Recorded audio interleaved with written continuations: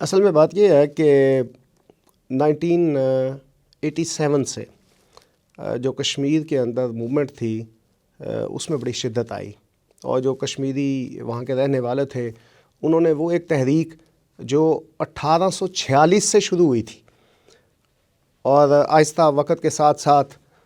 چلتی رہی، لیکن 1987 سے اس میں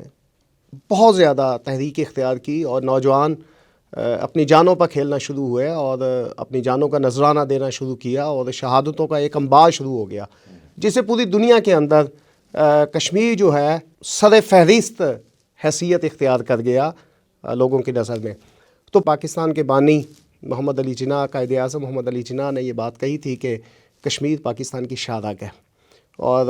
بحیثیت مسلمان ہمارا ان کے ساتھ ایک کلمہ طیبہ کا تعلق موجود تھا۔ وہاں کے رہنے والے اور یہاں کے رہنے والے ایک ہی نسبت کے ساتھ زندگی بسر کرتے رہے تھے۔ تو جب وہاں پہ تحریک بہت زیادہ ہوئی تو انڈیا نے اپنی آرمی کے ذریعے ایک وحشت پھیلانا شروع کی، ایک دہشت گردی کی انتہا انہوں نے اختیار کی۔ تو پاکستان خاموش نہیں رہ سکتا تھا، بستیوں کی بستیاں رات کے اندھیرے میں ختم کر دی جاتی تھی، بلڈوز کر دی جاتی تھی، اور ان میں جو رہنے والے کشمیری تھے ان کو عقوبت خانوں میں ڈال دیا جاتا تھا۔ کچھ بیچارے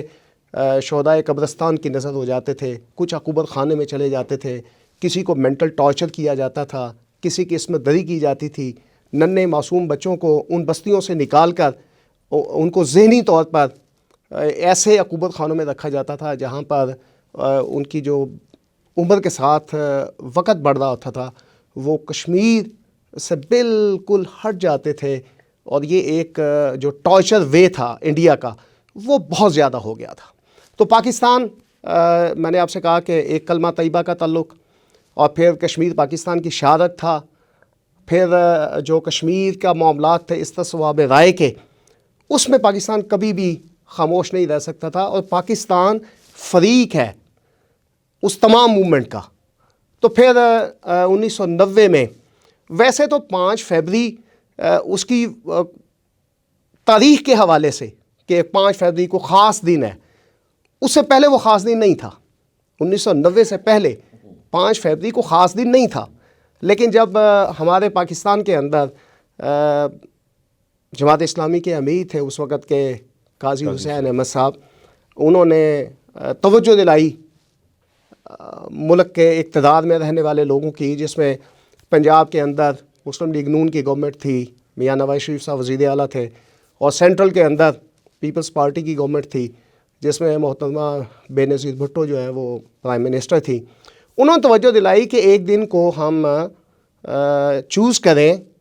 اور پوری دنیا کے اندر کشمیر کے اندر ہونے والے مظالم کو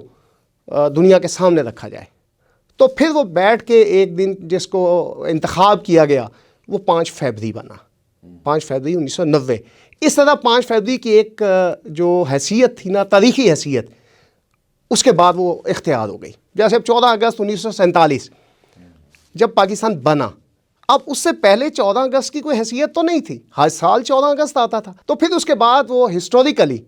وہ دن جو ہے نا وہ خصوصیت اختیار کر گیا۔ اسی طرح 1990 کے بعد 5 فروری جو ہے آج تک مطلب تقریباً 32 سال ہو گئے ہیں اس کو تاریخی حیثیت کیے ہوئے، اور یہ اسی لیے منایا جاتا ہے کہ ہم دنیا کو بتائیں کہ پاکستان خاموش نہیں ہے،